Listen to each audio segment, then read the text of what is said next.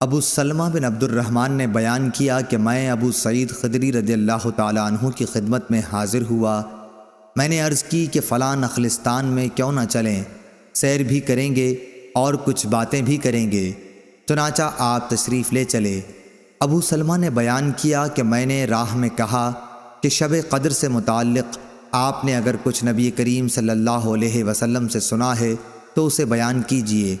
انہوں نے کہا کہ نبی کریم صلی اللہ علیہ وسلم نے رمضان کے پہلے عشرے میں اعتکاف کیا اور ہم بھی آپ کے ساتھ اعتکاف میں بیٹھ گئے، لیکن جبریل علیہ السلام نے آ کر بتایا کہ آپ جس کی تلاش میں ہیں وہ شب قدر آگے ہے۔ چنانچہ آپ نے دوسرے عشرے میں بھی اعتکاف کیا اور آپ کے ساتھ ہم نے بھی۔ جبریل علیہ السلام دوبارہ آئے اور فرمایا کہ آپ جس کی تلاش میں ہیں وہ رات آگے ہے۔ پھر آپ نے 20ویں رمضان کی صبح کو خطبہ دیا۔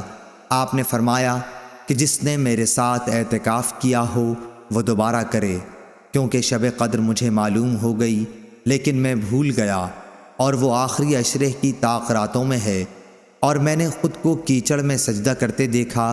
مسجد کی چھت کھجور کی ڈالیوں کی تھی، مطلع بالکل صاف تھا کہ اتنے میں ایک پتلا سا بادل کا ٹکڑا آیا اور برسنے لگا۔